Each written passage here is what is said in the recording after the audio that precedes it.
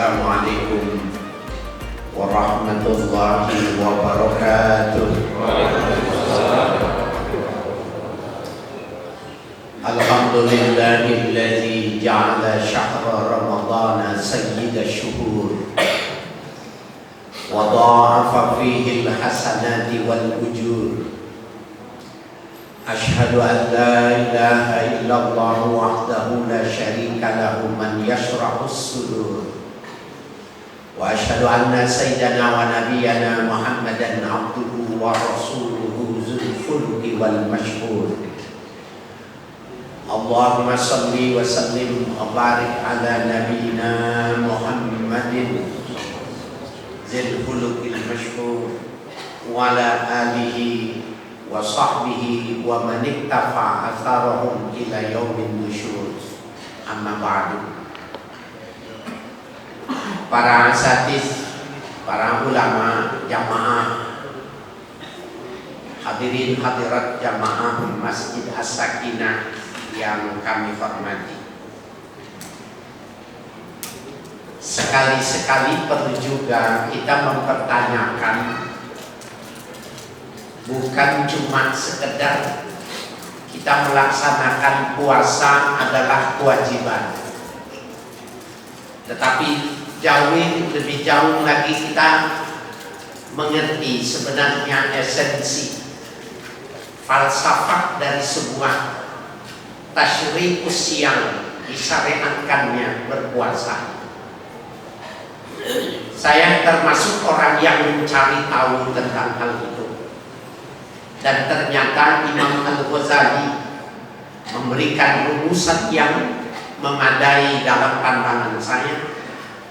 Beliau mengatakan bahwa substansi dari berpuasa itu adalah tasfiyatun nafsi an sifatil ma'asiyah.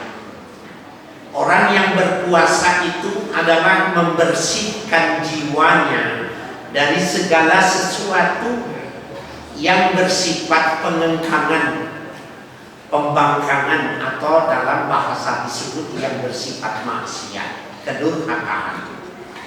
Nah, kedurhakaan Bapak sekalian itu seperti kristal. Dari mana kita memandang kristal, maka warnanya tidak akan sama satu dan lainnya, tergantung dari sudut pandang. Nah, dalam perspektif kesempatan kali ini, Al-Quran melihat salah satu daripada hal yang tidak boleh kita keluar dari koridor yang sudah ditetapkan adalah berlaku adil. Bapak Ibu sekalian yang berbahagia, di Ramadan ini ada kasus yang luar biasa ketika seorang anak yang sudah beristri, tetapi dia tidak adil, tidak proporsional ketika dia memberikan hadiah kepada ibunya dan istrinya.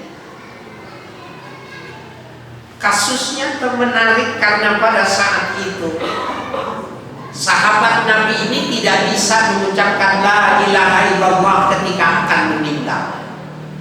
Kasusnya sederhana. Dia tidak proporsional, tidak adil memperlakukan ibunya terhadap istrinya. Bapak sekalian, yang kedua kita bisa lihat bahwa Nabi Yusuf kenapa sih sebenarnya mau dibunuh sama keluarganya?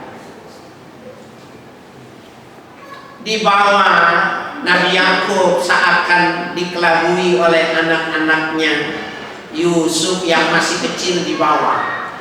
Walaupun tidak dibunuhnya, tetapi dilempar ke lubang yang tidak mungkin anak kecil naik ke atas. Adalah sebuah perbuatan yang ekstrim. Apa sebabnya? Nabi Yakub tidak sadar kecintaannya berlebih kepada Yusuf dibandingkan dengan yang lain. Kenapa berbeda? Karena memang pamor nubuwah keluar dari sosok yang namanya Yusuf. Nah, Bapak sekalian, bisa jadi keadilan itu kita tidak menetapkan segala sesuatu secara proporsional. Allah Subhanahu wa taala menukilkan dalam sebuah ayatnya, surah An-Nisa ayat 135. A'udzubillahi minasyaitonir rajim. Ya ayyuhalladzina amanu kunu qawwamina bil qist.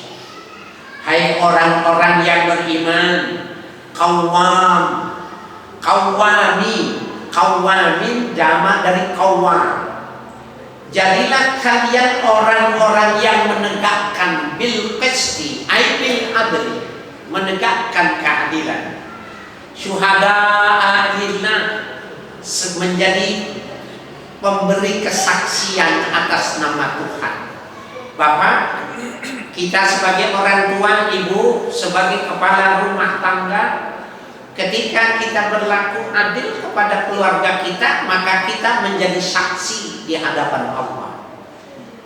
Walau ala anfusikum, meskipun adil terhadap diri kalian. Awil walidain, atau kepada ibu bapak kalian. Wal aqrabin, meskipun itu adalah kerabat dekat. Iyakunu ghaniyan aw faqiran fallahu awla bihima.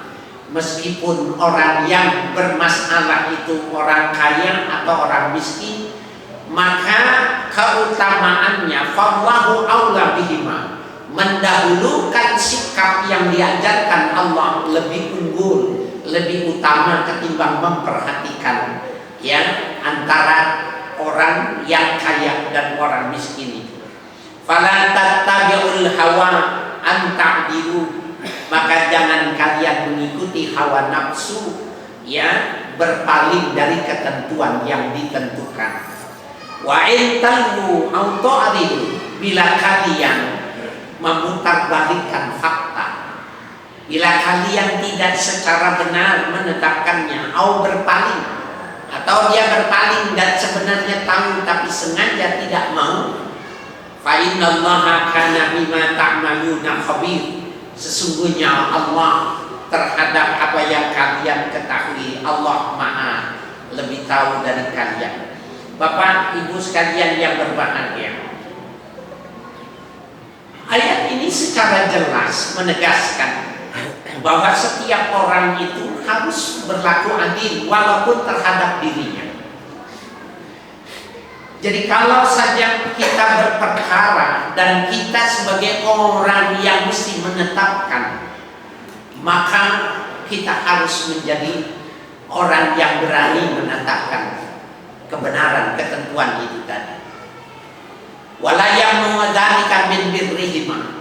Dalam tafsir dikatakan, di dalam tafsir Al-Jami' li Ahkamil Quran, Imam Al-Qurtubi mengatakan wala ya'muru dzalika min birrihima.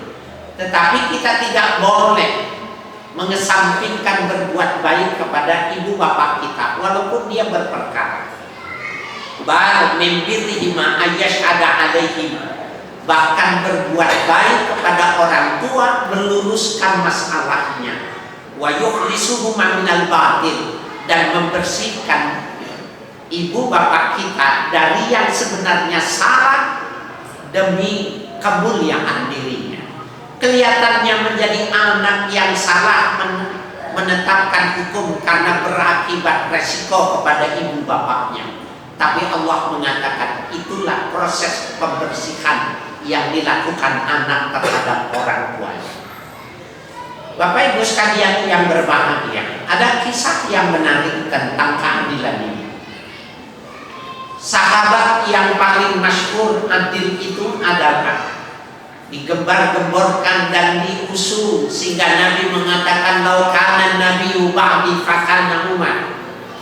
Kalau memang ada nabi lagi nanti setelah aku, Umar yang jadi nabi.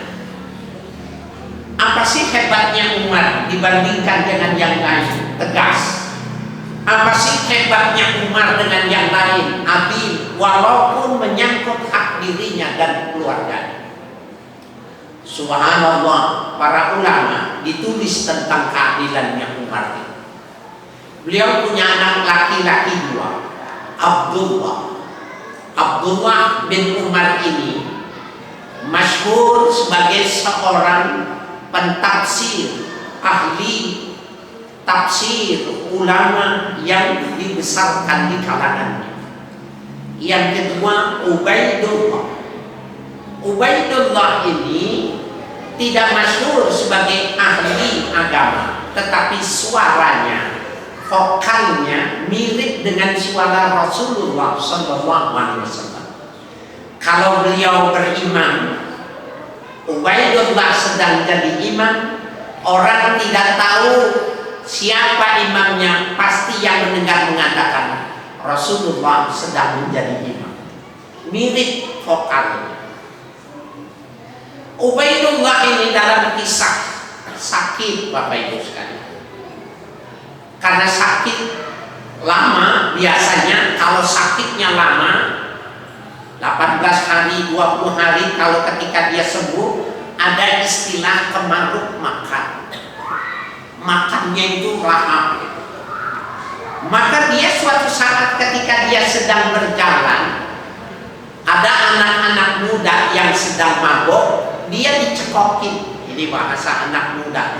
Dipengaruhi, anak Sayyidina Umar itu dicekokin minuman sehingga mabuk. Ubaidullah yang suaranya seperti Nabi mabuk. Pulang, ketika dipulang di tengah kebun dia lihat ada wanita yang capek sedang bekerja. Seorang budak hitam wanita yang tertidur karena capek di kebun. Ubaidullah karena dia mabuk, dia lihat ada wanita, timbul hasratnya, maka diperkosa wanita budak hitam ini. Subhanallah, Bapak Ibu sekalian yang berbahagia. Singkat cerita, ketika Sayyidina Umar sedang duduk memberikan kajian, tidak berdiri zaman dulu itu, halaqah itu duduk. Ketika Sayyidina Umar berduduk memberikan kajian tentang sabda-sabda Nabi bagaimana Al-Quran, maka wanita itu datang membawa anak, bawa bayi, dan dia mengatakan, hadza min waladik wa anta aula minni. Ini anakmu, karena dalam bahasa Arab cucu juga disebut anak. Ini anakmu, kau lebih berhak ketimbang aku. Kaget Sayyidina Umar. Anak siapa ini? Dia anak-anakmu, Ubaidullah. Kaget Sayyidina Umar, merinding seluruhnya. Subhanallah, anak yang suaranya seperti Rasul menggagahi wanita, dan ini anaknya diberikan. Maka Umar mengatakan, apakah kau berani bersumpah bahwa ini yang melakukan anakku? Karena aku tidak akan segan-segan menghukum anakku bila Ubaidullah melakukan pada diri. Maka wanita hitam ini, budak ini hafal Al-Quran. Dia membaca, bersumpahnya bukan demi Allah saya bersumpah, tapi dibaca alif lam mim sampai di pojok ayat, demi Allah saya bersumpah ini anaknya Ubaidullah. Terus baca lagi satu ayat, kita ketemu sampai di pojok ayat, demi Allah ini anaknya Ubaidullah. Baca lagi sampai pojok. Cukup. Sekarang anak ini kau bawa, biar aku nanti bertanya sama anak. Bapak sekalian, itu terjadi malam. Maka keesokan harinya Ubaidullah sedang sarapan. Sayyidina Umar menegurnya, mudah-mudahan sarapan yang terakhir hari ini membuatmu menjadi sehat lebih bagus dan kau lebih tegar, imanmu lebih kuat. Kenapa ayah bilang sarapan yang terakhir? Sudah ada rasanya. Kenapa ayah bilang ini sarapan yang terakhir? Ayahnya Umar mengatakan, bisa jadi ini sarapanmu yang terakhir. Bukankah kau melakukan hal yang tercela terhadap seorang wanita hitam di perkebunan ini, dan dia hamil karena semalam diberikan kepada. Kalau memang kau benar, maka wanita itu akan menghukum. Tapi kalau kau yang bersalah, aku yang akan menghukummu. Tertunduk anaknya. Bapak sekalian, kalau orang yang tidak adil, ini anaknya, maka dicari kambing hitam. Masalah dikompensasi. Orang bagaimanapun juga kalau anaknya yang bersalah, dia tidak akan ikhlas. Tidak dengan umat. Kalau dia bersalah, aku hukum wanita. Tapi kalau kau yang bersalah, aku yang menghukum dengan tanganku sendiri. Anak itu akhirnya mengakui dan dia mengatakan, aku mabok karena dicekokin sama anak mama Bani ini disebutkan. Kalau begitu nanti siang kau siapkan tubuhmu karena kau mesti dicambuk. Bapak sekalian, kumpul semua di depan masjid. Maka Ubaidillah disuruh buka baju. Ya muflih, ta'al, idrib. Hai muflih itu al-gojo, bawa pecut, pukul anakku. Jedar, seperti api yang keluar di tubuhnya itu, anak itu menjerit. Sayyidina Umar tetap berdiri, walaupun air matanya keluar. Pada cambukan yang kesekian, justru sahabat-sahabat yang tidak kuat. Wahai Amirul Mukminin, bukankah dia anakmu? Kau punya hak untuk memberikan keringanan. Berikan keringanan. Sahabat yang meminta. Tidak, aku memberi keringanan kecuali Allah yang memberikan keringanan. Ya muflih idribku, pukul muflih, pukul. Bapak sekalian yang berbahagia, maka pada saat si muflih sudah capek, istirahat sejenak, anak itu meminta, wahai ayah, berikan aku haus. Umar mendekat. Ananda, kalau saja penduduk surga ketika haus dibakar, meminta air diberikan oleh Allah, hari ini aku berikan kepadamu. Muflih pukulan ya pukulan. Bapak sekalian yang berbahagia, pada saat anak itu sudah lunglai, istri Sayyidina Umar lihat anaknya diperlakukan itu, dia bilang, Ummi ta'ali. Ibunya mendekat. Kenapa? Bilang sama ayah, aku sudah tidak kuat. Sebentar lagi ruhku bisa keluar kalau seperti itu. Apa yang diucapkan oleh istri yang kuat? Nah, daripada kau berurusan sama Allah, lebih baik kau selesaikan sekarang sehingga kau tidak bermasalah. Subhanallah. Bapak sekalian yang berbahagia, begitulah ajaran Islam ketika dia mesti proporsional. Dia mesti adil terhadap siapapun, terhadap dirinya, terhadap anaknya, terhadap istrinya. Dan suami yang tegas, suami yang lurus, maka akan diikuti oleh istrinya, akan diikuti oleh anak keturunan. Ramadan adalah bagian yang membentuk keadilan, kedisiplinan. Bapak, bukankah kita dari pagi seandainya siang perut lapar, tengok kiri kanan tidak ada keluarga, makanan uang yang kita punya, kita tidak mau menyentuhnya walaupun perih. Kedisiplinan itulah yang melahirkan sebuah keadilan. Tidak ada orang yang adil lahir karena hidupnya yang tidak teratur, yang hidupnya tidak disiplin. Dalam manajemen modern, kenapa disiplin manajemen tentara itu lebih diunggul dibandingkan yang lain? Jawabannya cuma satu, disiplin.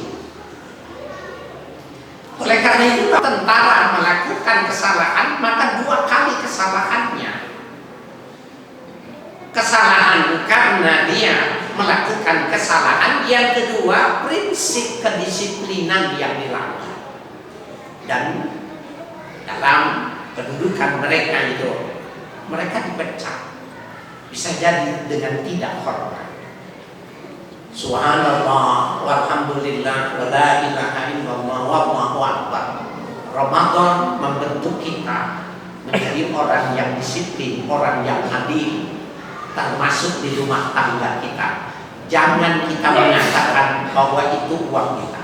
Termasuk kita bermasyarakat. Kalau kita menjadi pemimpin di masyarakat harus adil. Jangan kira itu bagian dari kekuasaan yang saya boleh melakukannya. Tidak. Syuhada adillah. Ayat ini mengatakan kalian akan menjadi saksi nanti di hadapan Allah Subhanahu wa ta'ala. Assalamualaikum